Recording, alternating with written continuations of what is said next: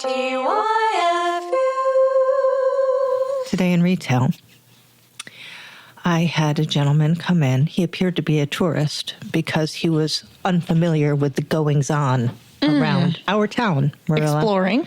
Yes. He had a bag from Finger Lakes Goods, a neighboring store. Okay. So He was he's carrying, shopping around. Apparently found an open store and went in and bought some things and then came over to my store. And I said hello to him, and he approached me, and he said, "So let me ask you this.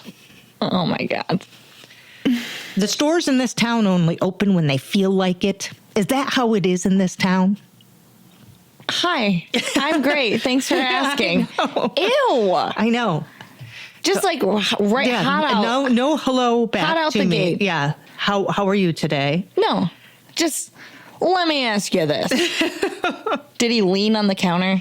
No, he didn't. I'm sorry, Marilla. I'd love to add that dramatic element, but it wasn't there. All right, when we do the movie, we'll make him lean on the counter. But I was just like, what the hell? What the hell? I was like annoyed. I was immediately put off. Right. I was As having one would be. Kind of a busy day. There were other customers in the store. I'm thinking like, this is the energy that you're bringing me. Yeah, we're all having our good little shop around the corner kind of like I'm nice living my day. best life or trying to. Literally. And then you come in and you're like, is that how it is in this town? Nobody's open while he's standing in your open store. And has just apparently gone to another open store. Ugh. So I was in no mood for it, Marilla. And I said, yeah, we only open when we feel like it, because that's how it is in this town. That's how it is in my town, is what you should have said. In my town. I mean, I think I was open. You were open. Was I open? You were open. Obviously, Finger Lakes Goods was open. I look down the street. I see Yvette is open. You know what I mean? the Don's flower own shop. across the street is open. Yeah, we almost held hands there for a minute. Back up. Marilla, stop. Yeah. I'm sure there was a The bike shop. Sure. Perhaps. The antique co-op. Sounds like all kinds BW of places. Keys. I'm sure everyone was open. The Mexican as grocery usual. store. God. It really made me mad because what am I supposed to say to this? Like, does he want me to complain about my neighbors and be like, yeah, they only open when they feel like it? Yeah. Because obviously I'm open. Right. What the, like, this is just no way to. What the what, guy? What the what? What the what? No, I know. It is maddening and it never stops. Mm-hmm. I think that's something, not that I give advice ever, but it's something that I will tell fellow business owners. Just like be consistent, but also do what you want, because no matter what you do, according to some customers, you will never be open. Mm-hmm. So like, I think it's good to be consistent with your hours, but at the same time, I have some people. Not to interrupt. Go ahead. Sorry, No, after you. Well, like, I don't know why he even came in with this.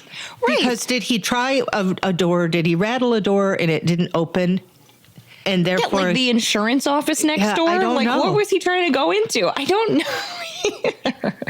either. Maybe I should have led with my own curiosity, Marilla. And I said, oh, I'm sorry, sir. Have you had some kind of difficulty finding an open store? Maybe I can help. Maybe I could have brought my better, I'm so sorry. my Were better your self. Feelings hurt? Did someone not have their door open? Just kidding. My better self would have handled it differently, but I love how you handled it. I found it irritating. It is irritating. It's like the lady, I don't remember what episode it was that I was yapping about the lady who was in my store, literally physically in my busy store. And she was like, I want to come back and shop here just sometime when you're actually open. And you were and I'm standing there behind the counter with customers, working my ass off with customers behind her. And you're like, I'm open right now. If you want to play the game here. Yeah. So we're never open. Yeah. Well, anyway, thank you for letting me get that off my chest. I love it. I mean, I hate it, but I love the way you navigated that. And now a word from our sponsor. You know how we've been inviting sponsors to join the TYFU family. Yes. And those sponsors help us to pay our bills. Mm-hmm. When we've shouted out for sponsors and invited people to join us so often, we've had local businesses. Yes. Which we love. Which we love. To promote a local business that we love, and it is a beautiful relationship. They're supporting a local podcast. But we have a patron. We're delighted. A private citizen. A friend of the podcast came forward and said, I'd like to write you a check.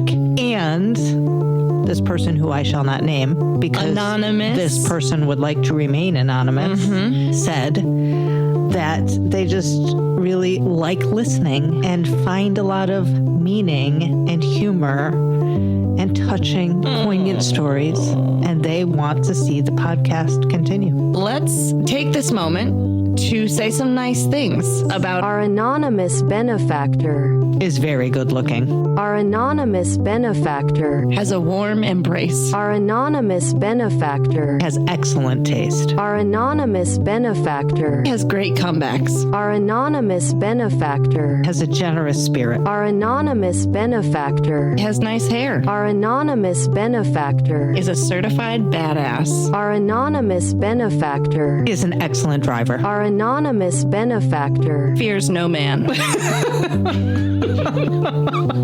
Thank you. Our anonymous benefactor for understanding.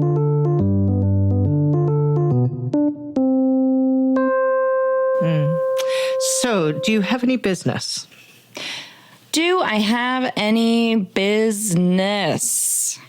Speaking of today in retails, to remind our listeners, our shopkeepers, even our customers, if you have a today in retail, we've talked about suggesting like topics for episodes.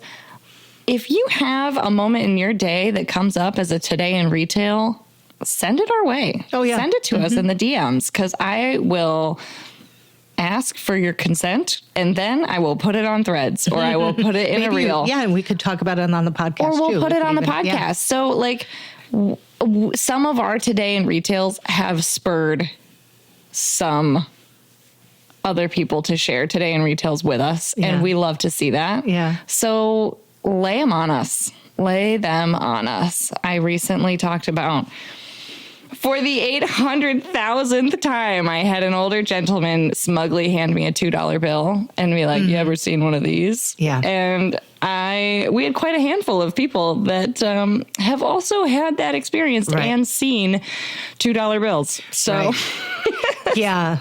All right. Let's rip an envelope. How do you feel about, I'm going to stretch real quick because we're about to dig into something. Let's get loose. Here. Yep, shoulder I'm roll. about to sweat a lot. Yep. I'm just going to air out. Shall I rip this week? I think you shall. All right, here we go. And the topic, Marilla, is... You know what it is, don't you? I do, and I dread it. It's delegation. Oh. Why do you make that noise, Marilla? Because I preach it, and I'm so bad at it. This is probably going to be the most hypocrite episode I've ever hypocrited on. Wow, and we hypocrite on quite a few of them. I know. How does it make you feel, Beth? I don't want to make it all about me. I mean, irresponsible. Because I want to delegate. I know I should be delegating more. I know it's the responsible thing to do to delegate more. And I consistently fail to delegate enough. Just over and over again. Over and over and over again. And it's brutal because it also makes me feel fairly selfish. Oh. In a sense.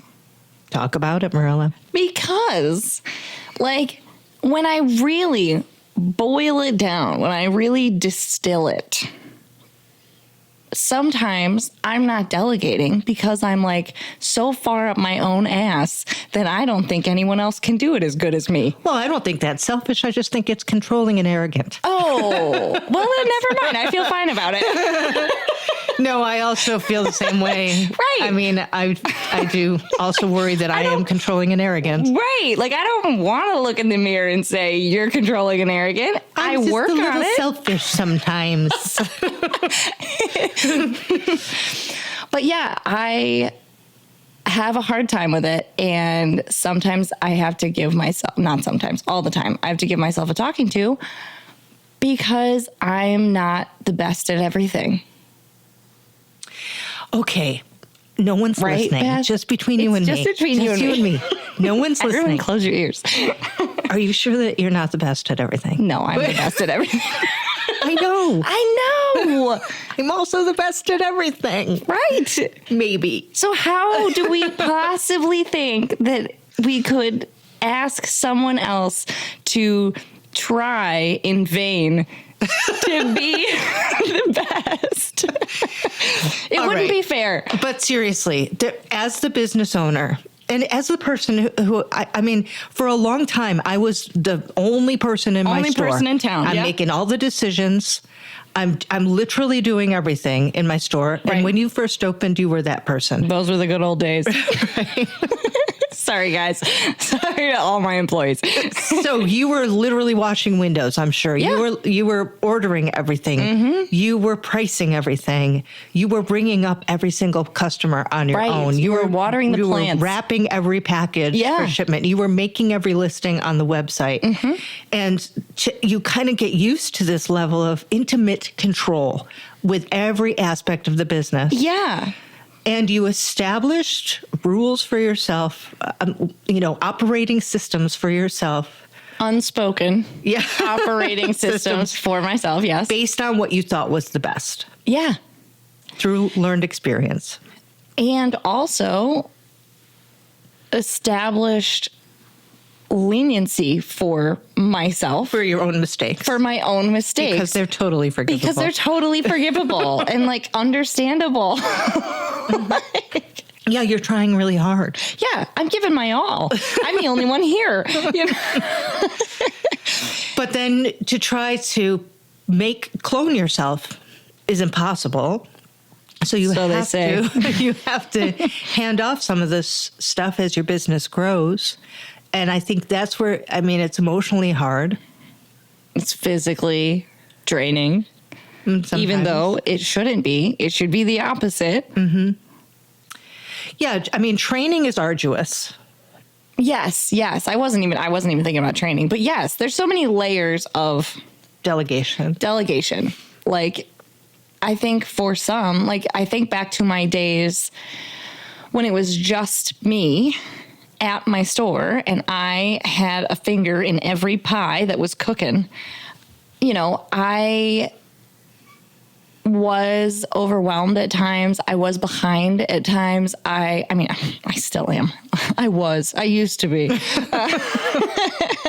But I made mistakes. I had my wins. I had my losses. But thinking about taking on an employee was also daunting to me. So I was always thankful for that time that it was just me, while being very aware that if I wanted to grow and sustain growth, I would have to bring somebody in. Mm-hmm. The first step of that, bringing somebody in, is already exhausting when you have no experience in training a new employee. Mm-hmm. Hiring and then training someone. Yeah, interviewing.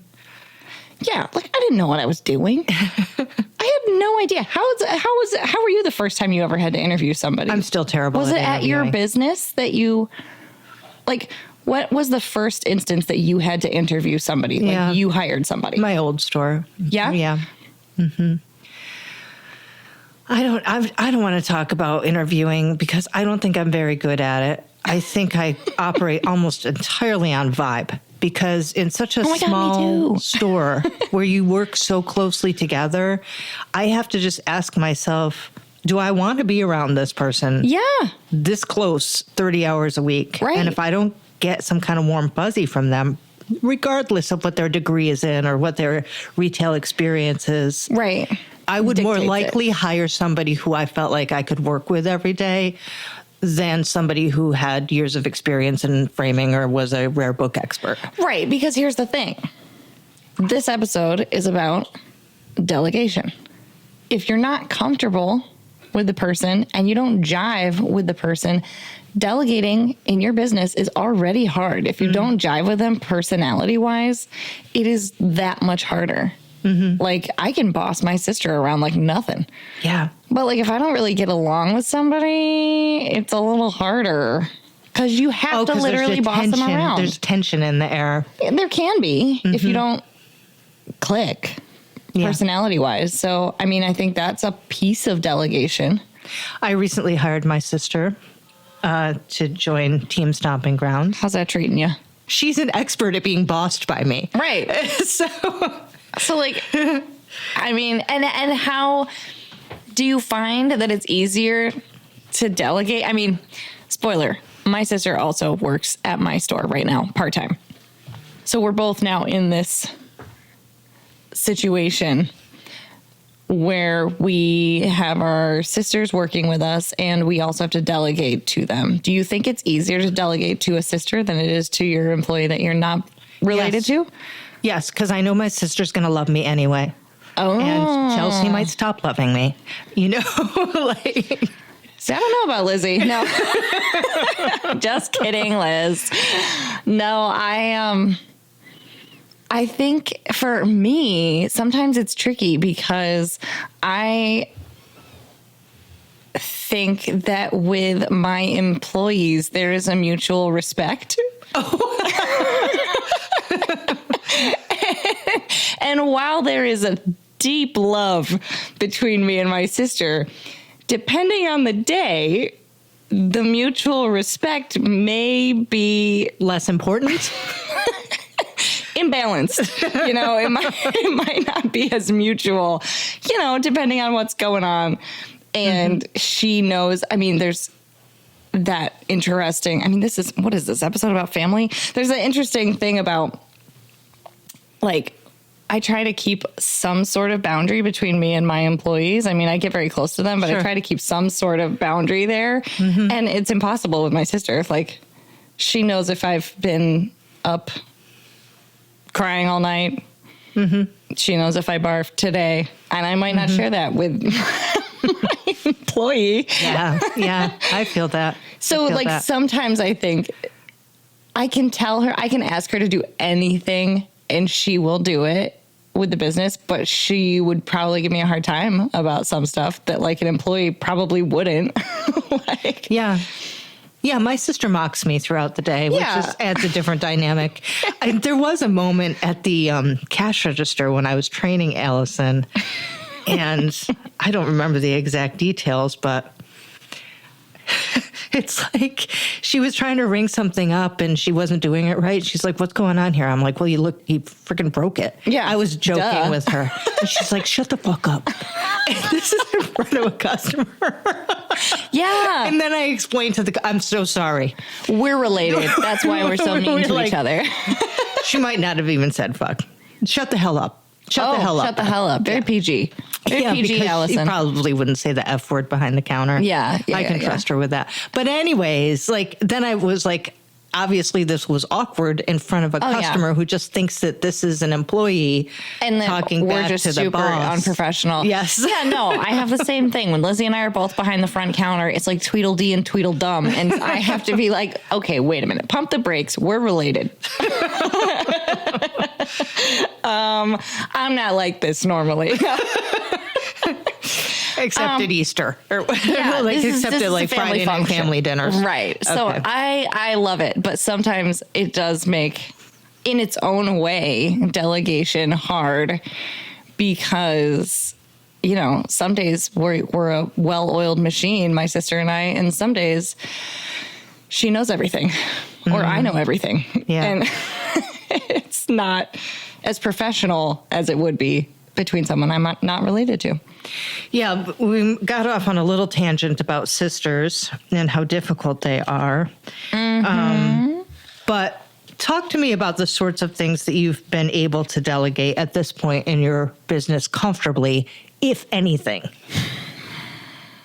Right now, I really, really prioritize when in hiring, I really prioritize vibes, as you said. Like, I really want to be confident that the people that we take on at Marilla's are going to treat customers with a level of care and love and respect that I want to treat customers with.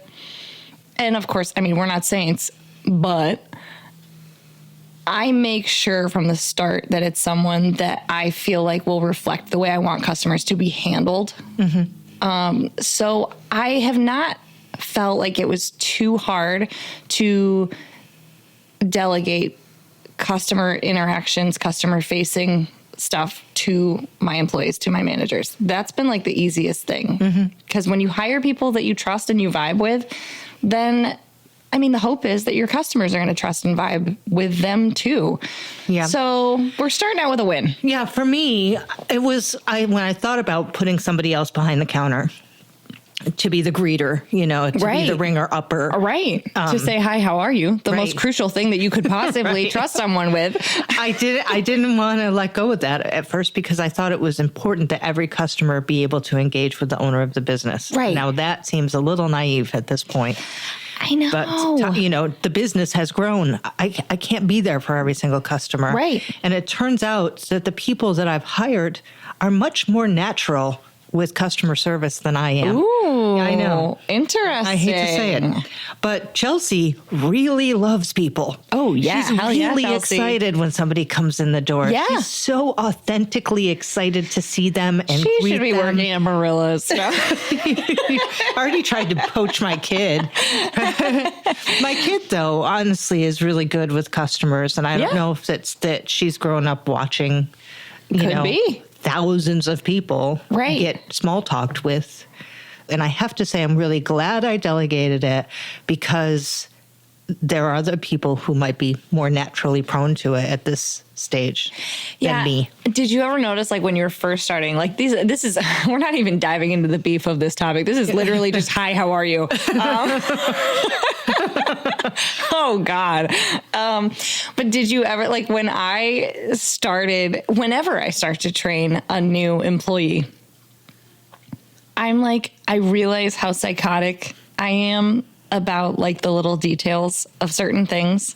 And it's not, unfortunately, for my staff and my business, it's not SOPs that I am obsessive and psychotically detailed about. It is not things that make the business run necessarily smoother. It's like how you greet that person when they walk through the door. I am that person who's like, answer the phone with a smile. Like, I don't tell people, I haven't verbally said that to someone, but I do it. And I think it makes a difference because I'm a psycho. I'm going to write that down. Answer the phone with a smile, guys. I hate it, but I do it. And I feel like it makes a difference. But yeah, I can see myself in like 50 years rattling that one off. It does make a difference. No, I'm being sincere. Serious? Okay. No, I'm being sincere because I did let someone go, not just for this reason, but that person would answer the phone, stomping ground. Right. And that is not good enough. That is not how we answer the phone. Even if you're just like, stomping grounds, like, that's a smiley answer. Yeah. Right? Right. I don't know why, but it makes a difference. Anyway, when I'm training someone, I like literally, somebody will walk in, and if the newbie's not like, hi, how are you? I'm immediately like, hi, how are you? And it's like to the point that I like don't even let my new person say something. And I have to like mentally check myself sometimes to like, don't get in their way. No, let them fly. Do it. Let them say hello, for God's sake. Mm-hmm. Yeah. So that's how I'm doing it, delegating. When I hired Chelsea, I hired her knowing that she used to be merchandiser, design, display person for Anthropologie. And she worked for Anthropologie at, like, I think their New York City store. Ooh. And at one time. And Every time you tell me that, I'm like, ooh. Yeah. I'm thinking she could probably handle the window displays. Yeah, probably. If I could let her handle the window displays. So now I do my very, very, very best not to get involved in the window displays because I recognize that she has a skill set. Right. But it's hard because I love doing the window displays. It just seems like a better use of her time than mine. Yeah. So, yeah, no, and that's the thing, because it's like as your business grows, you have to be honest. And thankfully, I married a man who's very pragmatic in this department. And, you know, you have to be honest with yourself about like, what are things that only you can do? yes. For your business, and what are things that are teachable that you can trust with your staff. Greeting people at the door is something you can trust your staff with. The window display is something that you can trust your staff with. Yes. Doing your payroll or taxes, or I don't know, going out and there are certain things that need your personal sign off in your business. And doing the window display, as much as we enjoy it, sometimes takes time away from your Everything taxes, else. Yeah, everything sure. else. And that's something that I kind of grapple with because I like the fun. I mean, I think the window display is fun, and I think the shopkeeping is fun. The shopkeeping is fun. And I want to gab with the customers all day. Yes. And I don't want to run this business. I want to work at this business.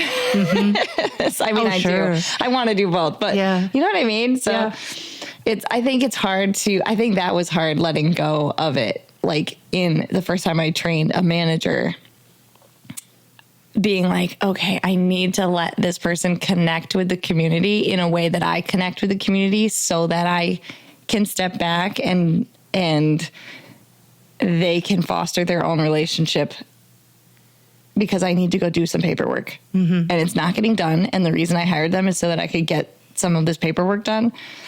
But some of it is not just like, I don't trust them. Some of it is just like FOMO. I just want to. Oh, sure. I just want to hang out. Be involved in it. Yeah. I noticed that as I've been delegating, and I know you can relate to this, we've talked about it on other episodes, but as I've been delegating more of the customer-facing stuff to the girls, I feel like customers are almost resentful that they're not seeing me. They're used to seeing me. I think that I have one or two customers who are almost offended that they don't have... Like feel brushed off? Yeah. Yeah. And the fact of the matter is I can't be there for every single engagement with every single customer every single time. But I know you've been guilt-tripped a couple of times for having two stores. Oh, yeah. How dare I? Yeah. How dare I? And that has forced... I don't know that I would have created systems that free up my time for certain things if I wasn't forced to do it. And two stores forced me to do it. And boy, do I hear about it from the customers. And I don't think that, like, I think most of them aren't even trying to, like, pick on me or guilt trip me about it. But, like, every single week in both locations, I'll have somebody come in and be like, oh, you're here today. Oh, like, what a surprise to see you, Marilla. What a surprise to see you, Marilla. Like, you're here today. And it's not that they're being mean or rude, but man, I feel myself prickle. I feel myself prickle immediately.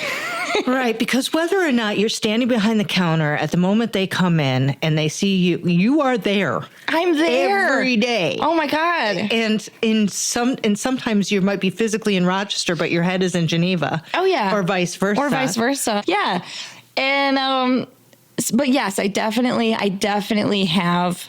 There is that like prickle that comes from when you achieve.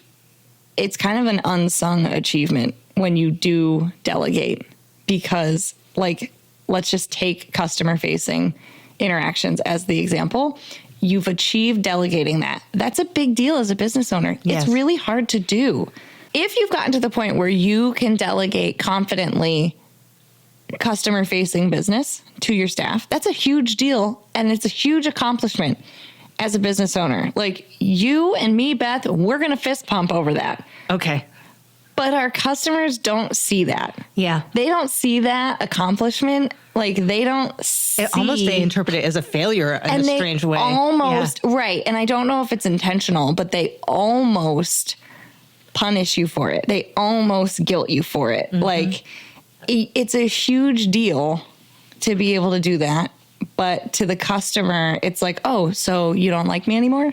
Yeah. So you're breaking up with me? Like, and that's not what it is. It's like, I'm trying to be healthy and I'm also trying to provide fun jobs for other people and include people in this experience. So, you know. So you're welcome. So you're welcome. But yeah, it's a really weird feeling, I think, when and then I think about it like, if Joe and I talk about what's our 5-year plan and like, are we going to, or somebody will ask me like, are you going to open up a store here? Are you going to open up a store there? Like, we're not making plans to do that right now, but I would be lying if I didn't say that like, it gives me a little bit of a pit in my stomach because I know that if I opened a third, a fourth, a fifth,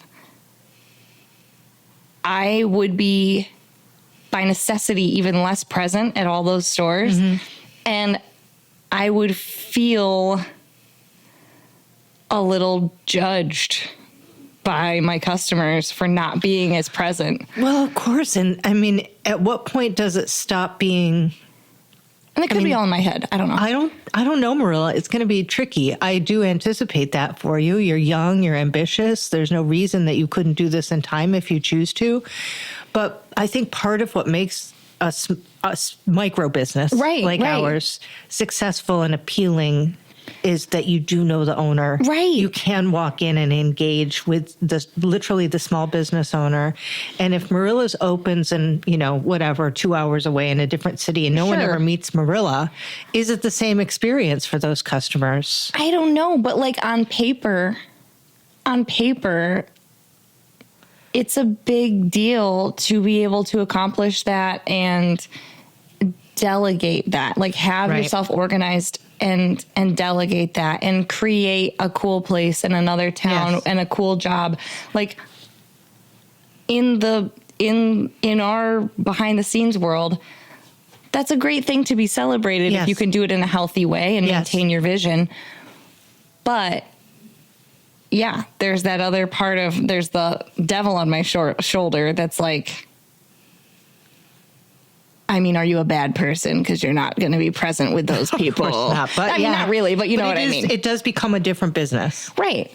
But that's what's weird about delegation is like, it's almost like the more delegation you achieve, I don't know. It's like the more delegation you achieve sometimes to free up your time to be with your family or whatever, the more smoothly your business runs without you. There's always going to be those customers that are like, oh, wow, I guess you're just never here anymore. But there's something in me that prickles at that. And maybe that's just like defensiveness. And maybe that's just fear, you know, on my part of like feeling like I have to prove how much I'm committed and care about each and every single customer, like, which is, nobody's asking me to do that. I have some that are asking me to do that. Like a few that are asking me to do that. Yeah, but it's just I think truly that's part of what makes it, when you have a customer facing business, I think that's sometimes what makes it hard to delegate in my mind.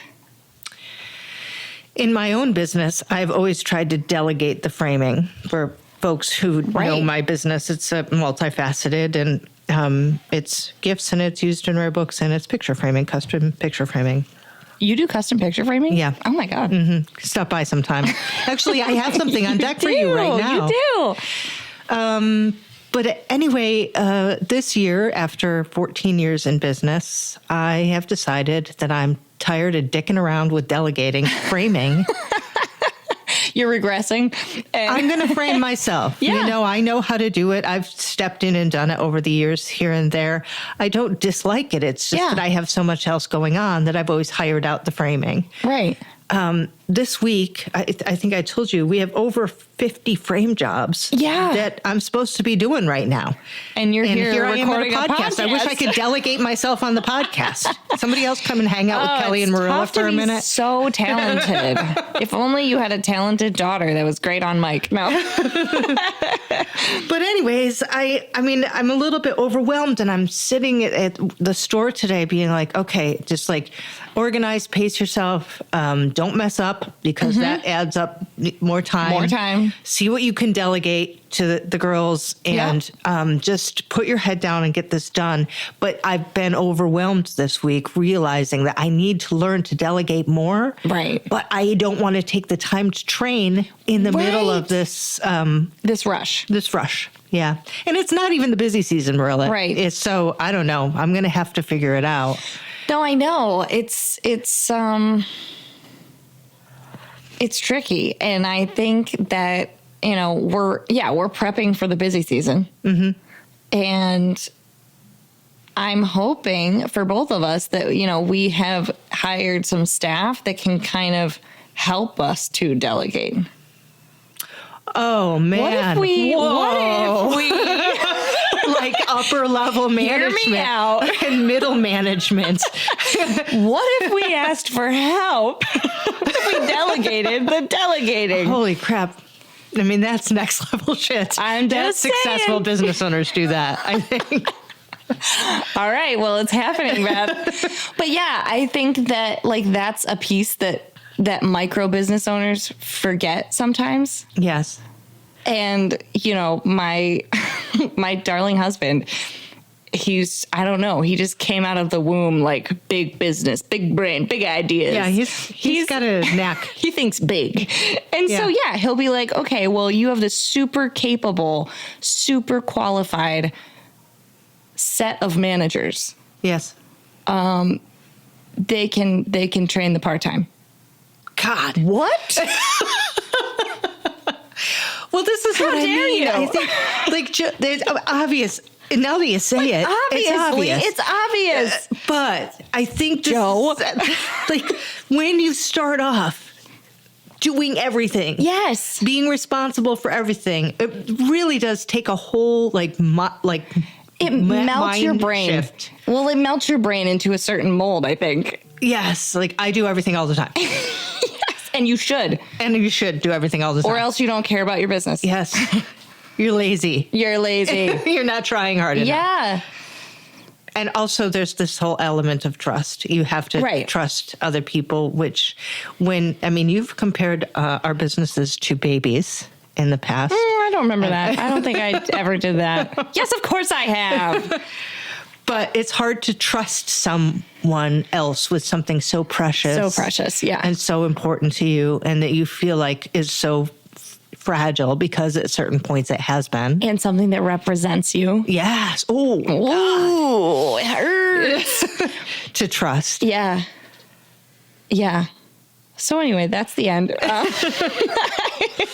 Yeah. And so that is something that I am trying to remind myself of. And also, I've worked places, I don't know about you, I've worked places that I've had managers over me that are completely underwater and fighting for their lives. And I've been there for years, and I'm not doing anything but wiping down a shelf. Sure. I could do more, but they couldn't get around in their head to trust, to delegate some responsibility. Formally. And I try to remind myself, push myself out of my comfort zone a little bit with trusting someone, speed it up a little. Yes, but every once in a while something isn't done right. Oh, yeah. And then you have to, sometimes you don't realize it. Yeah. Until you realize it. And then you've got to redo it. And then you've got to have a difficult conversation. Oh, and sometimes it's expensive. Sometimes it costs money. Yeah. We just had some mistakes over at Marilla's Mindful Supplies. I hate to hear it, Marilla.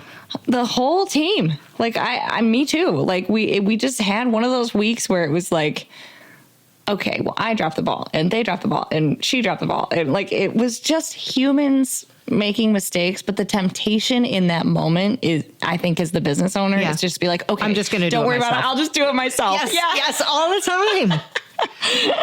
And then you're right back to square one. And then sometimes, I know this doesn't happen to you, but we've talked about it on the podcast before, easily delegatable things like cleaning the bathroom, I don't assign to the other people who work at Stomping Grounds. Yeah. Because I feel bad asking them to do it because nobody wants to clean the bathroom.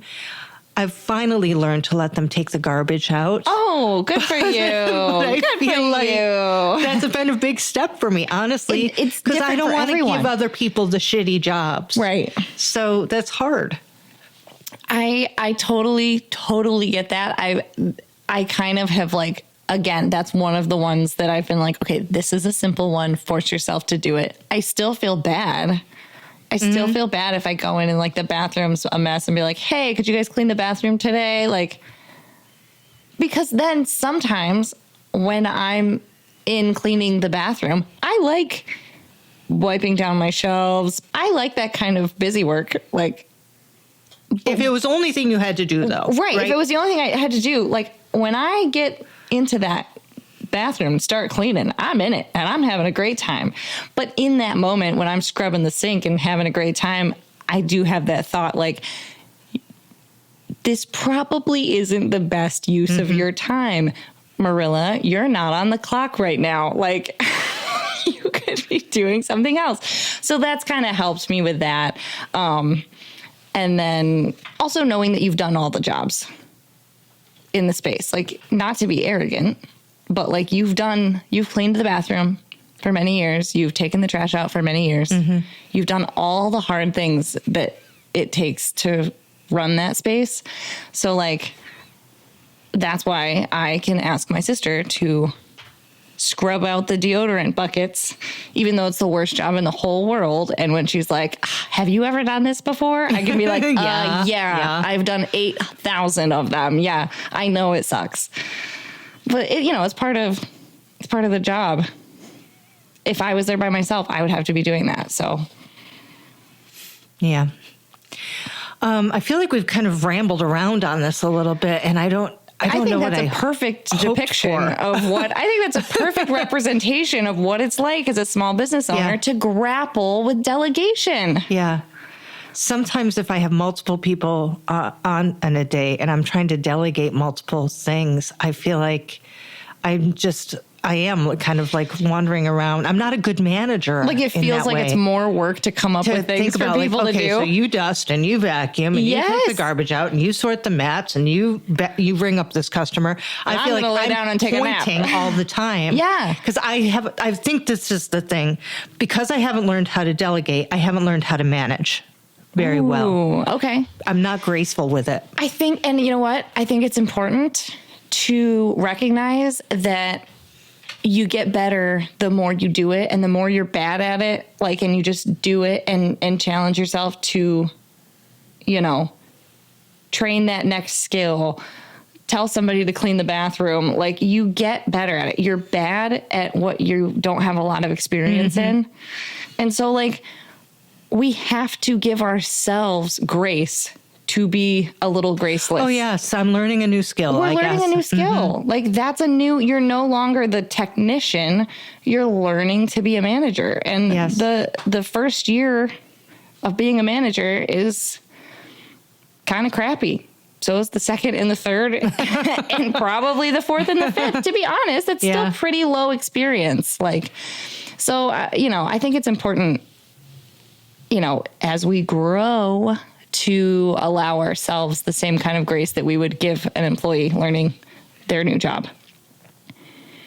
Well, that makes me feel kinder towards myself. Thank you for bringing it up, because I do just feel like this sort of like sense of inadequacy, because neither am I capable anymore of doing all the jobs all the time, but I don't feel like I'm capable of assigning jobs that I'm not doing to other people. And so I feel like as the business is more and more successful, there's more and more pitfalls that are appearing, and I've got to patch those holes in the dike. Right. And I remember like when we when we decided we were going to do our second location, we took on Haley, who came in on whatever episode she came in on. Oh, yeah. Good old Brandy. Crushes. Haley was our first full-time hire, and we, she was with us for a few years, and she was with us while we opened the second location. That was part of why we took her on in the first place.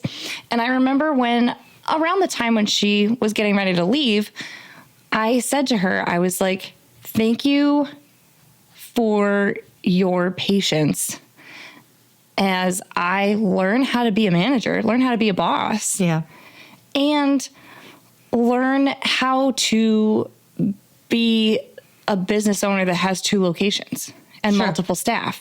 I will be forever grateful to my staffs and her particularly for being graceful and allowing me to learn my new job when I know very well I wasn't great. Yeah. It wasn't my best. Wasn't the best version of me as a business owner and a boss, but I learned a lot from it. I hope I'm better now. But yeah, that's super illuminating because I have this illusion that I am good at every part of running Stomping Grounds. Right. At least pretty good. We're the best. Yeah. We already established that. Right. The early hours, early minutes of this episode. Yeah. And so if I am truly good at everything about Stomping Grounds, why can't I be good at this part? Right. Because I haven't done it before. Because you haven't done it before. And that's the long and the short of it. And I think it might go better for me if I recognize that you don't just instantly become a manager of a lot of people. Literally there are just people that their entire career is managing people. They go into new businesses. Yeah. They go into a business they don't even know. They get hired as a manager because they're so skilled at being a manager. The manager. Just of people in general. Doesn't matter what the business is. They're just going to manage it. Mm-hmm. And I don't have that skill set yet. So I'm working on it. Yeah. With every new employee, with every year, with every, bit of growth, I think we get better because we have to. But. So I guess we're going to encourage small business owners to delegate when and if they can. Yeah. And if that delegation is hard or if there's some training that feels a little bumpy. Or you just suck at it. Yeah. Hire a manager. Yeah. Just delegate everything. Delegate everything. Sit back, relax, stop worrying about it. But yeah, don't be too hard on yourself. I mean, just like your employee is new and learning things, you are new and learning things. And that's okay. It's uncomfortable. It sure is. It sucks. Mm-hmm. But I don't like it. Okay. I don't like it either. Nobody likes their first day on the job. It literally sucks. But it's good and it's a sign of growth and it's exciting. And I just keep telling myself that over and over and over again. With every day. Well, as we wrap up this episode, I think it does feel a little wrapped. I would like to circle back to remind people to give us 5-star reviews. Oh, yeah. Forgot all about a 5-star invite their review. friends to listen. Yeah. Check out the website. Buy some merch. Consider being a sponsor. Right. If you have a business that you think people would love to hear during an episode, let us know. Let that business know because you could be a sponsor and it's kind of fun. We make a real cute ad. Not to toot our own horns, but we are the best at it. We're never going to delegate that. Never. No. Chat about the biz, it is the way it is. Thank you for understanding. We sincerely thank you for understanding. Please visit us at tyfupod.com to learn more about the show, share prompt ideas, or tell us about your own small business experiences. We may include your story in a future episode. Find us on Instagram, Facebook, or YouTube at TYFUPod or at tyfupod.com. Our theme music was composed by Marilla Gonzalez. The show is produced by Kelly Walker. Too bad for Kelly Walker. I love a good sneeze. My comb came out of my hair. I love a good sneeze.